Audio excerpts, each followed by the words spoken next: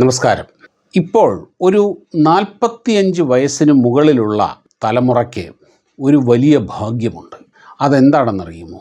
പഴയ ടെക്നോളജിയും പുതിയ ടെക്നോളജിയും അനുഭവിച്ചു പരിചയമുള്ള ഒരു തലമുറയാണത്. ടെലിഫോൺ ബൂത്തിൻ്റെ മുൻപിൽ കാത്തു നിന്ന് മീറ്ററിൽ നോക്കിക്കൊണ്ട് രാത്രി 10 മണിക്ക് ശേഷം ചാർജ് 4 സമയത്ത് ടെലിഫോൺ ചെയ്തിരുന്ന ഒരു കാലം ഇന്നത്തെ തലമുറയ്ക്ക് ഒരു അത്ഭുതമായിരിക്കും. ഇനിയും വീട്ടിലുള്ള ഫോണിൽ തന്നെ രാത്രി 10 മണിക്കോ 8:30 മണിക്കോ ഒക്കെ ഫോണിൻ്റെ ചാർജ് 4 കാത്തിരുന്ന് ഫോൺ ചെയ്ത ഒരു കാലവും അധികം അകലെയൊന്നുമല്ല, കൂടി വന്ന ഒരു 10-20 വർഷം മുൻപുള്ള കാര്യമാണ് ഞാൻ ഈ പറയുന്നത്. ഒരു ടെലിഫോൺ ബുക്ക് ചെയ്താൽ വർഷങ്ങളോളം കാത്തിരുന്നതിന് ശേഷം മാത്രം ലഭിക്കുന്ന ഒരു കാലവും അധികം അകലെയൊന്നുമല്ല. അങ്ങനെ ഒരുപാട് ടെക്നോളജികൾ, അതുപോലെ ടേപ്പ് റെക്കോർഡർ, കാസറ്റിൻ്റെ അകത്ത് ടേപ്പ് റെക്കോർഡറിൽ പാട്ട് കേട്ട ഒരു തലമുറ, വീട്ടിൽ കാസറ്റുകളുടെ വലിയൊരു ശേഖരമുണ്ടായിരുന്ന തലമുറകൾ, അതുപോലെ ഒരു സിം കാർഡിൽ കേവലം 100 നമ്പർ മാത്രം സൂക്ഷിക്കാൻ കഴിഞ്ഞിരുന്ന ഒരു കാലം, ഇൻകമിംഗ് കോളിനും ഔട്ട് ഗോയിങ് കോളിനും ഒരേപോലെ ചാർജ് ചെയ്തിരുന്ന ഒരു കാലം. അങ്ങനെ ഒരുപാട് ഈ ടെക്നോളജിയിൽ വളർന്ന ആ തലമുറ മാറ്റങ്ങൾ നേരിട്ട് അനുഭവിക്കാൻ കഴിഞ്ഞ ഒരു വലിയ തലമുറ. അതാണ് ഞാൻ ഈ പറഞ്ഞ പോലെ 45 വയസ്സിന് മുകളിലുള്ളത്. അങ്ങനെ ഒരു വലിയ തലമുറ മാറ്റം നമ്മുടെ വീട്ടിൽ വെളിച്ചം നൽകുന്ന ബൾബിനുമുണ്ട്. LED എന്ന് കേൾക്കാത്തവർ ഇന്ന് ആരുമുണ്ടാവില്ല. LED ഉപയോഗിക്കാത്തവരും ആരുമുണ്ടാവില്ല. LED ലൈറ്റുകൾ, LED display, LED TV, LED ബോർഡുകൾ, അതേപോലെ ഇന്ന് എല്ലാ വീടുകളിലും വ്യാപകമായി ഉപയോഗിക്കുന്ന ഒരു സാധനമാണ്, ഒരു ഉപകരണമാണ് LED ബൾബുകൾ. ലൈറ്റ് എമിറ്റിംഗ് ഡയോഡ് എന്നാണ് ഈ LED എന്നതിൻ്റെ പൂർണ്ണരൂപം. ഇപ്പോഴത്തെ കുട്ടികൾക്ക് എത്ര ഓർമ്മയുണ്ടാവും എന്നെനിക്കറിയില്ല, സാധ്യത കുറവാണ്. 25 വോൾട്ട്, 50 വോൾട്ട്, 100 വോൾട്ട്, 200 വോൾട്ട് ഒക്കെയുള്ള ഫിലമെൻ്റുള്ള ഇൻകാൻഡസൻ്റ് ബൾബുകൾ വ്യാപകമായി നാം ഉപയോഗിച്ചിട്ടുണ്ട്. വളരെ ബൾബിന് വില കുറവാണ്, പക്ഷേ അതിൻ്റെ അകത്ത് വൈദ്യുതി കൺസംഷൻ വളരെ കൂടുതലായിരിക്കും. ആ ഒരു ഫിലമെൻറ്റിൽ കൂടെ വൈദ്യുതി പോകുമ്പോൾ അതിൻ്റെ റെസിസ്റ്റൻസ് കൊണ്ട് ആ ടങ്സ്റ്റൺ ഫിലമെൻറ്റ് പഴുത്ത് ചൂടായി വെളിച്ചം തരുന്ന ഒരു രീതിയാണത്. അതിൻ്റെ അകത്ത് ഉപയോഗിക്കുന്ന എനർജിയുടെ ഒരു 60-70% ചൂടായി പോകും.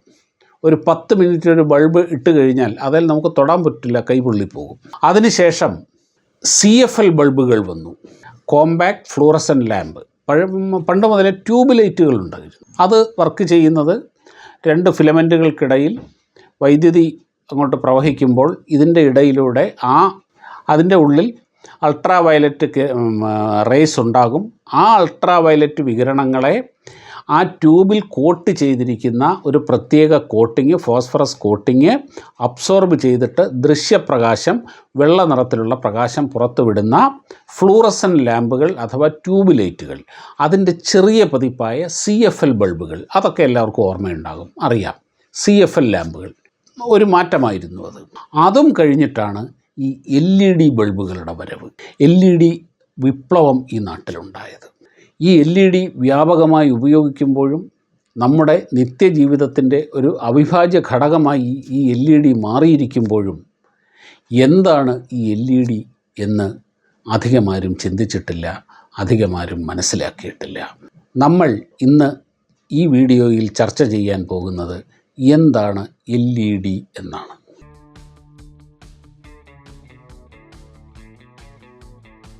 വീഡിയോ ആദ്യമായി കാണുന്നവർ ചാനൽ സബ്സ്ക്രൈബ് ചെയ്യണമെന്നും അതൊന്ന് ഷെയർ ചെയ്യണമെന്നും അതിൽ നിങ്ങളുടെ അഭിപ്രായങ്ങൾ രേഖപ്പെടുത്തി കമൻറ്റ് ചെയ്യണമെന്നും അഭ്യർത്ഥിക്കുന്നു. അതിനോടൊപ്പം ആ ബെല്ലൈക്കൺ കൂടി ഒന്ന് ക്ലിക്ക് ചെയ്താൽ ഇവിടെ ഈ ചാനലിൽ അപ്ലോഡ് ചെയ്യുന്ന മുഴുവൻ വീഡിയോകളും കൃത്യസമയത്ത് തന്നെ നിങ്ങൾക്ക് ലഭിക്കുന്നതുമാണ്. ശരി, നമുക്ക് വീഡിയോയിലേക്ക് വരാം. എന്താണ് LED? LEDയുടെ ഫുൾ ഫോം ഞാൻ പറഞ്ഞു, ലൈറ്റ് എമിറ്റിംഗ് ഡയോഡ്. അതിലെ ആദ്യത്തെ 2 വാക്കുകൾ നിങ്ങൾക്ക് മനസ്സിലായിട്ടുണ്ടാകും. ലൈറ്റ് എമിറ്റിംഗ്, ലൈറ്റ് പ്രകാശം പുറപ്പെടുവിക്കുന്ന ഡയോഡ്. അപ്പോൾ ആ ഡയോഡ് എന്ന് പറഞ്ഞാൽ എന്താണ് എന്ന് നാം മനസ്സിലാക്കണം. ഇലക്ട്രോണിക്സിലെ ഒരു ഏറ്റവും പ്രധാനപ്പെട്ട ഒരു ചെറിയ ഘടകമാണ് ഈ ഡയോഡ്. ഇലക്ട്രോണിക്സിനും മുമ്പ് പറഞ്ഞ പോലെ ഒരു തലമുറ മാറ്റത്തിൻ്റെ കഥയുണ്ട്. ഈ ഡയോഡ്, ട്രയോഡ് ഇങ്ങനെയുള്ള സാധനങ്ങളൊക്കെ പണ്ടുമുണ്ടായിരുന്നു. പഴയ കാലത്ത് റേഡിയോ ഒക്കെ കണ്ടിട്ടുള്ളവർക്ക് ഓർമ്മയുണ്ടാകും. വലിയ റേഡിയോ ആണ്, വലിയ പത്തായം പോലുള്ള റേഡിയോ ആണ്. അതിൻ്റെ ഉള്ളിൽ തുറന്നു നോക്കിക്കഴിഞ്ഞാൽ ചില ട്യൂബുകൾ ഇങ്ങനെ നിവർന്ന് ആൾക്കാർ എഴുന്നേറ്റ് നിൽക്കുന്നത് പോലെ തോന്നും. അതൊന്ന് ഓൺ ചെയ്താൽ ആ റേഡിയോ ഓണായി വരാൻ ഒരു 4-5 മിനിറ്റ് എടുക്കും. കാരണം ഇതിൻ്റെ അകത്തെ വാക്വം ട്യൂബുകൾ ഒന്ന് ചൂടായി വരാനാണ് ഈ ഫിലമെൻറ്റുകളൊക്കെയാണ് അതിൽ ഉപയോഗിക്കുന്നത്. അതിൻ്റെ അകത്തും ഈ പറഞ്ഞ ഡയോഡുകൾ ഉണ്ട്. അതവിടെ നിൽക്കട്ടെ, നമുക്ക് ഡയോഡ് എന്താണെന്ന് മനസ്സിലാക്കാം. ഡയോഡ് എന്താണെന്ന് മനസ്സിലാക്കുന്നതിന് മുമ്പ് നമുക്ക് സെമി കണ്ടക്ടർ എന്ന് പറയുന്ന ഒരു സംഭവമുണ്ട്. എന്താണ് സെമി കണ്ടക്ടർ? ഈ സെമി കണ്ടക്ടർ എന്ന് പറഞ്ഞാൽ ആ പേരിൽ തന്നെയുണ്ട്. ഇതിന് മുമ്പുള്ള പല വീഡിയോകളിലും പറഞ്ഞിട്ടുണ്ട്. ഈ ടെക്നിക്കൽ ടേംസ് നമ്മൾ ഉപയോഗിക്കുമ്പോൾ ആ വാക്കിൽ തന്നെ അതിൻ്റെ അർത്ഥമുണ്ട്. Semi conductor, electronics, it is something related two electrons. അതേപോലെ സെമി കണ്ടക്ടർ, അത് കണ്ടക്ടറുമല്ല എന്നാൽ ഇൻസുലേറ്ററുമല്ല. കണ്ടക്ടർ എന്ന് പറഞ്ഞാൽ വൈദ്യുതിയെ ഇഷ്ടം പോലെ കടത്തിവിടുന്നതാണ് കണ്ടക്ടർ എന്ന് പറയുന്നത്. ചെമ്പ്, അലുമിനിയം, ഒരുമാതിരിപ്പെട്ട എല്ലാ ലോഹങ്ങളും എല്ലാം കണ്ടക്ടേഴ്സാണ്. ഇൻസുലേറ്റർ ഒരു കാരണവശാലും വൈദ്യുതിയെ കടത്തിവിടാത്ത വസ്തുക്കൾ, പ്ലാസ്റ്റിക്, റബ്ബർ, ഉണങ്ങിയ തടി, ഇതൊന്നും വൈദ്യുതിയെ കടത്തിവിടാത്തവയുമാണ്. ഇതിൻ്റെ രണ്ടിൻ്റെയും ഇടയിൽ നിൽക്കുന്ന ഒരു സംഭവമാണ് ഈ സെമി കണ്ടക്ടർ എന്ന് പറയുന്നത്. സിലിക്കോൺ, ജർമേനിയം തുടങ്ങിയ മൂലകങ്ങൾ സെമി കണ്ടക്ടർ എന്ന വകുപ്പിൽ പെടുന്നതാണ്. ഈ സെമി കണ്ടക്ടറിൽ അതെങ്ങനെയാണ് ഇലക്ട്രോണിക്സിൽ ഉപയോഗിക്കുന്നത് എന്ന് നോക്കാം. എങ്ങനെയാണ് ഒരു വസ്തുവിൽ വൈദ്യുതി പ്രവഹിക്കുന്നത്? നമുക്കതിനെപ്പറ്റി വിശദമായൊരു വീഡിയോ പിന്നെ ചെയ്യാം. ഒരു വസ്തു ഉണ്ടാകുന്നത്, അതിൻ്റെ ഒരു മോളിക്യൂൾ ഉണ്ടാകുന്നത് അനേകം ആറ്റങ്ങൾ ചേർന്നിട്ടാണ്. ആ ഒരു വസ്തു, എന്ത് വസ്തുവുമായിക്കോട്ടെ, അതിനെ മുറിച്ച് പോയാൽ നമ്മൾ അവസാനം എത്തുന്ന ചില അടിസ്ഥാന ഘടകങ്ങളുണ്ട്. അതാണ് ആറ്റം എന്ന് പറയുന്നത്. ആറ്റത്തിനെ തന്നെ വീണ്ടും നമ്മൾ മുറിച്ചു പോയാൽ എത്തുന്നത് പ്രോട്ടോൺ, ന്യൂട്രോൺ, ഇലക്ട്രോൺ എന്നിവയാണ്. അതിൽ തന്നെ പ്രോട്ടോൺ, ന്യൂട്രോൺ എന്നിവ അടങ്ങിയ ഒരു ന്യൂക്ലിയസും ആ ന്യൂക്ലിയസിന് ചുറ്റും വട്ടം ചുറ്റുന്ന വിവിധ ഓർബിറ്റുകളിൽ കറങ്ങുന്ന ഇലക്ട്രോണുകളും. ഇതാണ് ഒരു ആറ്റത്തിൻ്റെ സ്ട്രക്ചർ എന്ന് പറയുന്നത്. ഇതിൽ പ്രോട്ടോണിന് പോസിറ്റീവ് ചാർജാണ്, ഇലക്ട്രോണിന് നെഗറ്റീവ് ചാർജാണ്. പ്രോട്ടോണിൻ്റെയും ഇലക്ട്രോണിൻ്റെയും എണ്ണം എപ്പോഴും തുല്യമായിരിക്കും. 10 പ്രോട്ടോൺ ഉണ്ടെങ്കിൽ അവിടെ ആ ന്യൂക്ലിയസിന് ചുറ്റും വലം വയ്ക്കുന്ന 10 ഇലക്ട്രോണുകൾ ഉണ്ടാകും. അതുകൊണ്ട് തന്നെ ഒരു ആറ്റത്തിൻ്റെ ടോട്ടൽ ചാർജ് എന്ന് പറയുന്നത് എപ്പോഴും 0 ആയിരിക്കും. ഇങ്ങനെയുള്ള കുറേ ആറ്റങ്ങൾ ചേരുന്നതാണ് ഒരു വസ്തുവിൻ്റെ മോളിക്യൂൾ എന്ന് പറയുന്നത്, അതിൻ്റെ തന്മാത്ര എന്ന് പറയുന്നത്. ഇരുമ്പിൻ്റെ ഒരു തന്മാത്ര എന്ന് പറയുന്നത് കുറേ ആറ്റങ്ങൾ ഒരുമിച്ച് ചേരുമ്പോഴാണ്. അതേപോലെ ഓരോ വസ്തുവിനും ഇങ്ങനെ ചില വസ്തുക്കളിൽ ഇങ്ങനെ ആറ്റങ്ങൾ ഒരുമിച്ച് ചേരുമ്പോൾ അതിൻ്റെ ഓരോ ആറ്റത്തിൻ്റെയും ഔട്ടർ ലെയറിലുള്ള ഇലക്ട്രോണുകൾ പരസ്പരം ഷെയർ ചെയ്യും. അങ്ങനെ ഷെയർ ചെയ്യുമ്പോൾ കുറേ ഇലക്ട്രോണുകൾ ബാക്കി വരും. അവയെയാണ് ഫ്രീ ഇലക്ട്രോൺ എന്ന് പറയുക. ഇപ്പോൾ ഉദാഹരണത്തിന് എനിക്ക് ഒരു 1000 രൂപ, പക്ഷേ എനിക്കൊരു ബിസിനസ് തുടങ്ങണമെങ്കിൽ 1000 രൂപ കൂടി വേണം. അപ്പോൾ എൻ്റെ ഒരു സുഹൃത്ത്, ഞാൻ നിനക്കൊരു 2000 രൂപ തരാം എന്ന് പറഞ്ഞാൽ എനിക്ക് ബിസിനസ് ചെയ്യാനുള്ള 2000 രൂപ എനിക്ക് കിട്ടിക്കഴിഞ്ഞു. അതുകൂടാതെ ഞങ്ങൾ രണ്ടുപേരും കൂടെ ചേരുമ്പോൾ 1000 രൂപ അവിടെ അധികവും വരും. ആ 1000 രൂപ നമുക്ക് ഒരു ഡെപ്പോസിറ്റായിട്ടോ ഒരു സേഫായിട്ടോ നമുക്ക് മാറുകയും ചെയ്യും. ഇതുപോലെ 2 ആറ്റങ്ങൾ ചേരുമ്പോൾ അതിൻ്റെ ഔട്ടർ ലെയറിലുള്ള ഇലക്ട്രോണുകളെ അവ പരസ്പരം ഷെയർ ചെയ്യുമ്പോൾ കുറച്ച് ഇലക്ട്രോണുകൾ ബാക്കി വരും. ഈ ബാക്കി വരുന്ന ഇലക്ട്രോണുകൾ ആ പദാർത്ഥത്തിൽ ഫ്രീ ആണ്. ആ ഇലക്ട്രോണുകളാണ് വൈദ്യുതി പ്രവാഹത്തിന് കാരണമാകുന്നത്. അങ്ങനെ ഫ്രീ ഇലക്ട്രോൺ കൂടുതലുള്ള മൂലകങ്ങൾ കണ്ടക്ടറുകളായി മാറും. എല്ലാ ലോഹങ്ങളിലും ഫ്രീ ഇലക്ട്രോണുകളുടെ എണ്ണം വളരെ കൂടുതലായിരിക്കും. എന്നാൽ ഇങ്ങനെ ഷെയർ ചെയ്യുമ്പോൾ എൻ്റെ കയ്യിൽ 1000 രൂപയുണ്ട്, പുള്ളി 2000 രൂപ എനിക്ക് ആവശ്യമുണ്ട്, എൻ്റെ കയ്യിൽ 1000 രൂപയുണ്ട്, എൻ്റെ സുഹൃത്തും എനിക്ക് 1000 രൂപ തന്നു, കറക്റ്റ് 2000, അവിടെ ഒന്നും ബാക്കിയില്ല. അപ്പോഴെന്ത് പറ്റും? അവിടെ ബാക്കി ഫ്രീ ആയിട്ടൊന്നുമില്ല. അങ്ങനെയുള്ള സിറ്റുവേഷൻ വരുമ്പോൾ അവിടെ ഫ്രീ ഇലക്ട്രോണുകൾ ഉണ്ടാവില്ല, അവിടെ വൈദ്യുതി പ്രവഹിക്കുകയില്ല. ഈ പ്ലാസ്റ്റിക്കും റബ്ബറും ഒക്കെ ആ വകുപ്പിൽപ്പെടുന്നവയാണ്. അപ്പോൾ ഫ്രീ ഇലക്ട്രോണുകളാണ് എപ്പോഴും ഇലക്ട്രിസിറ്റി കണ്ടക്ടിവിറ്റിക്ക് പ്രധാന കാരണം, വൈദ്യുതി പ്രവാഹത്തിൻ്റെ പ്രധാന കാരണം എന്ന് പറയുന്നത്. ഈ സെമി കണ്ടക്ടറുകളിൽ എങ്ങനെയാണ് വൈദ്യുതി പ്രവഹിപ്പിക്കുക എന്ന് വെച്ചാൽ, ഇപ്പോൾ ഉദാഹരണത്തിന് സിലിക്കോൺ. ആ സിലിക്കോണിൻ്റെ ഔട്ടർ ലെയറിൽ 4 ഇലക്ട്രോണുകളുണ്ട്. അത് സമീപത്തുള്ള എല്ലാ സിലിക്കോൺ ആറ്റങ്ങളുമായിട്ടും ചേർന്ന് ആ ഇലക്ട്രോണുകളെ പരസ്പരം ഷെയർ ചെയ്ത് നല്ല സ്ട്രോങ് ആയി ഒരു ബോണ്ടായി നിൽക്കുകയാണ്. അതിന് കോവാലൻ ബോണ്ടെന്നാണ് പറയുക. ഞാൻ അതിലേക്ക് പോകുന്നില്ല, ഇത്തിരി സങ്കീർണമാണത്. പക്ഷേ അവിടെ ഒരു ഇലക്ട്രിക് പ്രവാഹവും നടക്കില്ല, ഇലക്ട്രിസിറ്റിയുടെ ഒരു പ്രവാഹവും അവിടെ നടക്കില്ല. ആ സിലിക്കോണിലേക്ക് ഔട്ടർ ലെയറിൽ കൂടുതൽ ഇലക്ട്രോണുള്ള ചില പദാർത്ഥങ്ങളെ ഡോപ്പ് ചെയ്ത്, അതിന് ഇമ്പ്യൂരിറ്റീസ് എന്നാണ് പറയുക, ഡോപ്പ് ചെയ്ത് ചേർത്താൽ കുറച്ച് ഫ്രീ ഇലക്ട്രോൺ അവിടെ ഇവിടെയും ബാക്കിയുണ്ടാവും. അപ്പോൾ അവിടെ ഒരു ഇലക്ട്രിക് പ്രവാഹം, ഒരു വൈദ്യുത പ്രവാഹം ഉണ്ടാകും. ഇനിയും വേറൊരു തരത്തിലും ഡോപ്പിംഗ് ഉണ്ട്. ഇപ്പോൾ ഔട്ടർ ലെയറിൽ 8 എണ്ണമാണ് വേണ്ടതെങ്കിൽ 7 എണ്ണം മാത്രം വരുന്ന രീതിയിൽ ഒരു ഡോപ്പിംഗ് നടത്തിയാൽ ഒരു ഇലക്ട്രോണിൻ്റെ വേക്കൻസി അവിടെ വരും. ആ വേക്കൻസിക്ക് ഹോൾ എന്നാണ് പറയുക. അതിനെ വേണമെങ്കിൽ നമുക്കൊരു ഇലക്ട്രോണിൻ്റെ വേക്കൻസി ആയതുകൊണ്ട്, നെഗറ്റീവ് ചാർജിൻ്റെ വേക്കൻസി ആയതുകൊണ്ട് അതിനെ വേണമെങ്കിൽ പോസിറ്റീവായിട്ട് നമുക്ക് കണക്കാക്കാം. ശരിക്കും അത് പോസിറ്റീവ് അല്ല എങ്കിൽ പോലും നമുക്ക് നമ്മുടെ പറയുന്നത് മനസ്സിലാക്കാൻ വേണ്ടി അതിനെ പോസിറ്റീവ് എന്ന് മനസ്സിലാക്കാം. ഇങ്ങനെ 2 രീതിയിൽ ഡോപ്പ് ചെയ്താൽ 2 തരത്തിലുള്ള സെമി കണ്ടക്ടറുകളെ നമുക്ക് ലഭിക്കും. അതാണ് P type semi conductor, N type semiconductor എന്ന് പറയുക. ഈ 2 ടൈപ്പിലുള്ള സെമി കണ്ടക്ടറുകളെ കമ്പൈൻ ചെയ്താൽ, യോജിപ്പിച്ചാൽ നമുക്ക് ഒരു പി എൻ ജംഗ്ഷൻ കിട്ടും. അഥവാ ആ പി എൻ ജംഗ്ഷനെയാണ് ഡയോഡ് എന്ന് പറയുക.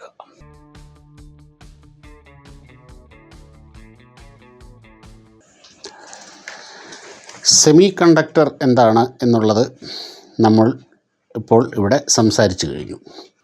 അതായത് ഒരു കണ്ടക്ടറിൻ്റെയും ഇൻസുലേറ്ററിൻ്റെയും ഇടയിലുള്ള അവസ്ഥയുള്ള മെറ്റീരിയലുകളാണ് സെമി കണ്ടക്ടറുകൾ. അതായത് സിലിക്കോൺ, ജെർമേനിയം, ഇങ്ങനെയുള്ള സാധനങ്ങൾ. ഈ സെമി കണ്ടക്ടറുകളിൽ ചില ചില്ലറ മാറ്റങ്ങൾ വരുത്തി അവയെ പി ടൈപ്പ് സെമി കണ്ടക്ടറെന്നും എൻ ടൈപ്പ് സെമി കണ്ടക്ടറെന്നും വേർതിരിച്ചിട്ടുണ്ട്. പി ടൈപ്പ് സെമി കണ്ടക്ടർ എന്ന് പറഞ്ഞു കഴിഞ്ഞാൽ അതിൻ്റെ അകത്ത് ആ കണ്ടക്ടറിൽ കൂടുതലുള്ളത് പോസിറ്റീവ് ചാർജുകൾ ആയിരിക്കും ഉണ്ടാവുക. ഈ പോസിറ്റീവ് ചാർജ് എന്ന് പറഞ്ഞു കഴിഞ്ഞാൽ അത് ഒരു ഇലക്ട്രോണിൻ്റെ വേക്കൻസിയാണ് ഉണ്ടാവുക. അതിന് ഹോളെന്നാണ് പറയുക. തൽക്കാലം പോസിറ്റീവ് ചാർജുള്ള സെമി കണ്ടക്ടർ എന്ന് മനസ്സിലാക്കുക. മറ്റൊന്ന് എൻ ടൈപ്പാണ്. അതിലുണ്ടാവുക, കൂടുതലായി ഉണ്ടാവുക ഇലക്ട്രോൺസാണ്. അഥവാ നെഗറ്റീവ് ചാർജുള്ള ഇലക്ട്രോണുകളാണ് അവിടെ ഉണ്ടാകുക. അത് എൻ ടൈപ്പാണത്. അങ്ങനെ പി ടൈപ്പ്, എൻ ടൈപ്പ്, ഇങ്ങനെ 2 തരത്തിലുള്ള സെമി കണ്ടക്ടറുകളുണ്ട്. ഈ 2 സെമി കണ്ടക്ടറുകളെ ഒന്ന് യോജിപ്പിച്ചാൽ അതിൻ്റെ ഒരു ഭാഗം പി ടൈപ്പാകും, മറുഭാഗം എൻ ടൈപ്പും ആകും. എൻ ടൈപ്പ് ഇത് ചേരുന്ന ഈ ഭാഗമുണ്ട്. അവിടെ ഈ പോസിറ്റീവും നെഗറ്റീവും കൂടെ ചേർന്ന് ഒരു ഡെപ്ലീഷൻ റീജിയൻ എന്ന് പറയുന്ന ഒരു റീജിയനും ഉണ്ടാകും. ഈ സംഭവത്തെയാണ്, ഈ കോമ്പിനേഷനെയാണ് ഡയോഡ് എന്ന് വിളിക്കുക, അഥവാ പി എൻ ജംഗ്ഷൻ എന്ന് വിളിക്കുക. സപ്പോസ് ഈ ഒരു പി എൻ ജംഗ്ഷനെ നമ്മൾ ഇത് നെഗറ്റീവ്, അതായത് ഇത് പി, ഇത് നമ്മൾ ഒരു ബാറ്ററിയുമായി കണക്ട് ചെയ്യുന്നു എന്ന് കരുതുക. ഇതിൻ്റെ പോസിറ്റീവ് സൈഡിനെ ബാറ്ററിയുടെ നെഗറ്റീവുമായിട്ടും ഇതിൻ്റെ നെഗറ്റീവ് സൈഡിനെ ബാറ്ററിയുടെ പോസിറ്റീവ് സൈഡ്, ഈ സെമി കണ്ടക്ടറിൻ്റെ പോസിറ്റീവ് സൈഡുമായിട്ടും പോസിറ്റീവ് സൈഡിനെ ഇതിൻ്റെ നെഗറ്റീവ് സൈഡുമായിട്ടും കണക്റ്റ് ചെയ്താൽ എന്ത് സംഭവിക്കും? ഇവിടെ ഉണ്ടാകുന്ന പോസിറ്റീവ് ചാർജ്, ഇവിടെ വരുന്ന പോസിറ്റീവ് ഈ നെഗറ്റീവിനെ എല്ലാം ഇങ്ങോട്ട് വലിക്കും. അതേപോലെയുള്ള ഈ നെഗറ്റീവ് ചാർജ് ഇവിടെയുള്ള പോസിറ്റീവ് ചാർജിനെ മുഴുവനും ഇങ്ങോട്ട് വലിക്കും. അതായത് ഈ പോസിറ്റീവിൽ നിന്ന് വൈദ്യുതി ഒഴുകി നെഗറ്റീവിലെത്തുന്ന ആ ഒരു സർക്യൂട്ട് പൂർണ്ണമാകില്ല, അവിടെ സർക്യൂട്ട് നിലയ്ക്കും. എന്നാൽ നേരെ ഓപ്പോസിറ്റ് സൈഡിലൊന്ന് ചിന്തിച്ച് നോക്കൂ. ഇത് പി, ഇത് എൻ. ഇവിടെ നിറയെ നെഗറ്റീവ് ചാർജാണ്, ഇവിടെ നിറയെ പോസിറ്റീവ് ചാർജാണ്, അഥവാ ഹോൾസാണ്.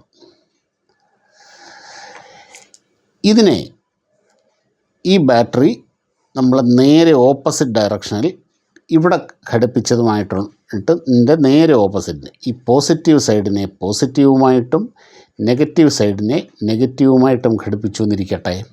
എന്താ സംഭവിക്കുക? ഈ വയറിൽ കൂടെ വരുന്ന ഈ പോസിറ്റീവ് ചാർജ് പോസിറ്റീവും തമ്മിൽ റിപ്പൽ ചെയ്യുമല്ലോ, അഥവാ വികർഷിക്കുമല്ലോ. അപ്പോൾ ഈ പോസിറ്റീവ് ചാർജ് കാരണം ഇവ ഇവിടെ നിന്ന് ഇങ്ങോട്ട് ഈ ഡെപ്ലീഷൻ റീജിയൻ കടന്ന് മുമ്പോട്ടേക്ക് പോകും. അതേപോലെ തന്നെ ഈ നെഗറ്റീവ് ചാർജുള്ള ഭാഗത്ത് ഈ ഇലക്ട്രോണുകളും നേരെ ഓപ്പോസിറ്റിൽ ഈ ഡെപ്ലീഷൻ റീജിയൻ കടന്ന് ഇവിടേക്ക് വരുമല്ലോ. അതായത് ഇവിടെ വൈദ്യുതി പ്രവാഹം പൂർണ്ണമായിട്ടും ഉറപ്പാക്കും. ഇവിടെ ഈ സർക്യൂട്ട് പൂർണ്ണമാകും. ഇനി ഈ സർക്യൂട്ട് നടക്കുമ്പോൾ എന്താണ് ശരിക്കും സംഭവിക്കുക? ഈ പിയിൽ നിന്ന് എന്നിലേക്ക് ഒരു പോസിറ്റീവ് ചാർജ് ഇങ്ങോട്ട് വരുന്നു, ഇവിടെ നിന്ന് ഒരു നെഗറ്റീവ് ചാർജ്, ഒരു ഇലക്ട്രോൺ ഇങ്ങോട്ട് വരുന്നു. ഇത് രണ്ടും കൂടെ ഒന്ന് ചേർന്ന് അവിടെ ഒരു ന്യൂട്രൽ അവസ്ഥയിലേക്ക് എത്തുന്നു. അഥവാ ഇവിടെ നിന്നുള്ള ഒരു ഇലക്ട്രോൺ ഇവിടെയുള്ള ഒരു ഹോൾസിലേക്ക് നേരെ വന്ന് ഒരുമിച്ചങ്ങ് ചേരുന്നു. അത് തുടർച്ചയായി സംഭവിച്ചു കൊണ്ടേയിരിക്കുന്നു. ഇങ്ങനെ ഈ ഹോൾ എന്ന് പറയുന്നത് എന്താണ്? ആദ്യമേ പറഞ്ഞു, ഒരു ഇലക്ട്രോണിൻ്റെ വേക്കൻസി അവിടെ ഉണ്ട്. സിലിക്കോണാണ്. അതിൻ്റെ ഔട്ടർ ലെയർ ഷെല്ലിൽ 8 ഇലക്ട്രോണാണ് വേണ്ടത്. പക്ഷേ ഞാൻ മുമ്പേ പറഞ്ഞല്ലോ, ചില പ്രത്യേക സാധനങ്ങൾ ആഡ് ചെയ്ത് ചില പ്രത്യേക ഡോപ്പിംഗ് എന്ന പ്രക്രിയയിലൂടെ ചില മാറ്റങ്ങൾ വരുത്തി ഇവിടെ 7 ഇലക്ട്രോണേ ബാക്കി ഉണ്ടാവുകയുള്ളൂ. ഈ 7 ഇലക്ട്രോൺ ബാക്കി വരുമ്പോൾ ബാക്കി വരുന്ന ഈ ഇലക്ട്രോണിൻ്റെ ഒരു വേക്കൻസി അവിടെയുണ്ട്. ആ വേക്കൻസിയിലേക്കാണ് ഈ എന്നിൽ നിന്ന് ഒരു ഇലക്ട്രോൺ ഇവിടേക്ക് വന്ന് അത് ഫില്ല് ചെയ്യുന്നത്. അങ്ങനെ ഫില്ല് ചെയ്യുമ്പോൾ ഇലക്ട്രോൺ ഒരു ഹയർ എനർജി ലെവലിൽ നിന്ന് ഒരു ലോവർ എനർജി ലെവലിലേക്ക് ഇവിടെ വരുമ്പോഴത്തേക്ക് ചാർജ് കുറവാണത്, എനർജി കുറവാണ്. ആ ഒരു ലോവർ എനർജി ലെവലിലേക്ക് ഇലക്ട്രോൺ വരികയാണ് ചെയ്യുന്നത്. ഇവിടെ സ്വതന്ത്രമായി നിൽക്കുന്ന ഇലക്ട്രോൺ ഇവിടെ വന്ന് ഈ ഒരു ഓർബിറ്റിലേക്ക് ചേരുമ്പോൾ അതിന് സ്വതന്ത്രമായി നിൽക്കുമ്പോഴുള്ളതിനേക്കാൾ എനർജി കുറവായിരിക്കണം. അപ്പോൾ ഇത്തിരി എനർജി കുറയണമല്ലോ. ആ കുറവുള്ള എനർജി ഒരു ഫോട്ടോൺ ആയി പുറത്തേക്ക് വരും, അല്ലെങ്കിൽ ഒരു ഹീറ്റായി ഏതെങ്കിലും ഒരു തരത്തിൽ ആ എനർജിയെ ഇത് പുറത്തേക്ക് വിടും. ആ പുറത്തേക്ക് വിടുന്ന ആ എനർജി ഒരു ഫോട്ടോൺ ആണെങ്കിൽ അത് ഒരു ലൈറ്റായി മാറും. അങ്ങനെയാണ് ഈ ബാറ്ററിയുമായി കണക്റ്റ് ചെയ്യുമ്പോൾ, അഥവാ ഈ ഇലക്ട്രിക് സർക്യൂട്ടുമായിട്ട് കണക്റ്റ് ചെയ്യുമ്പോൾ, ഇവിടെ ഈ ഡെപ്ലീഷൻ റീജിയൻ എന്ന് പറയുന്ന ഈ PN ജംഗ്ഷനിൽ ഓരോ തവണയും ഓരോ ഇലക്ട്രോൺ വന്ന് ഒരു ഹോളിലേക്ക് ജോയിൻ ചെയ്യുമ്പോൾ അവിടെ ഒരു ഗ്ലോ ഉണ്ടാകും, ഒരു ലൈറ്റ് ഉണ്ടാകും. അതാണ് LED. അങ്ങനെയുള്ള ഡയോഡിനാണ് ലൈറ്റ് എമിറ്റിംഗ് ഡയോഡ് എന്ന് പറയുക, അഥവാ LED എന്ന് പറയുന്നത്.